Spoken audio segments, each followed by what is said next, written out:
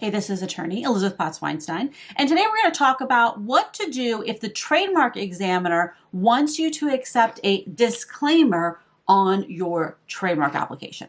So what is a disclaimer? The most typical example of a disclaimer is where there's some sort of word in this phrase that you have for your trademark that is a generic word for what you do or who you are.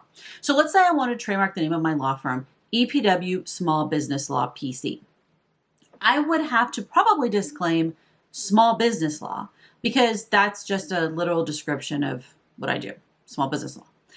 I might also have to disclaim the PC part because that's an abbreviation for professional corporation, and that's just a generic thing about the name of my business. I actually wouldn't put that in the name of my trademark, but let's just say I did. That's usually what happens, is there's some word like the word system or the word consulting or, some just general word that isn't anything special, the word coach, etc. Now, much of the time, I just have my client agree to this because, we don't have a claim on the word coach by itself. And that's really what you're talking about is, do you have dibs on the word, that word you're disclaiming by itself?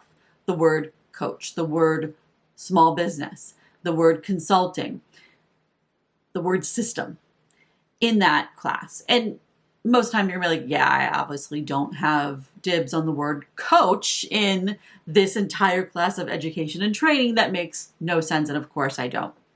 And it doesn't mean that you lose the rights of your entire trademark at all. It just means that word by itself. There are other situations you may have to disclaim if you have a geographic marker. So if I had the word California or the word San Diego or something like that in there. If you have they call it a laudatory word like ultimate. Sometimes that gets through. And that's one of the things I want you to be aware of is they don't always make you do a disclaimer. But many times they do for these kinds of words. Sometimes a symbol like a dollar sign, because that's just, you don't have tips on a dollar sign, right? Now, this comes from case law. A long time ago, like more than 100 years ago, I think it was, there was a trademark that was getting denied because it had one of these kinds of general words inside the trademark. And the court said it makes more sense to just disclaim that word versus not let these people have this entire trademark.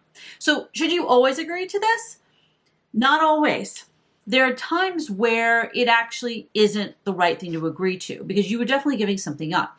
Typically, it's where there's a word in there that is a general word, but the entire phrase together is something special. There's an example of tip your hat.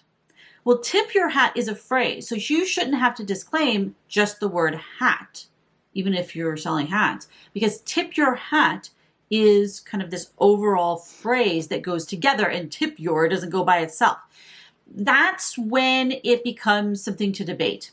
Do you have something where, it's the such and such system, okay, there's no some clever way you're using the word system, it's literally a system, versus you are using kind of a generic word inside a clever phrase, and it doesn't make any sense to give it up in that context. That's a level of sophistication of where to draw a line where you may need to talk to a lawyer. It may be totally obvious that they're just having you disclaim something that you don't. Obviously, you don't have a claim on that word by itself in that category because it's just the general word. It's just the word coach or consultant or lawyer, something like that.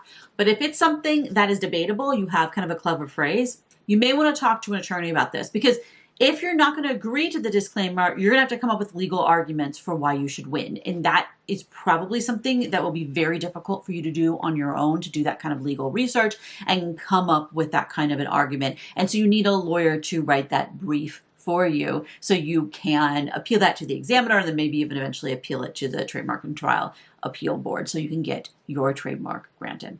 Again, this is attorney Elizabeth Potts-Weinstein. If you have any questions about what we talked about today, feel free to post them below in the comments and I'll try to point you in the right direction. Thumbs up if you found this video helpful. Subscribe for more videos like this and I will talk to you next time. Bye-bye.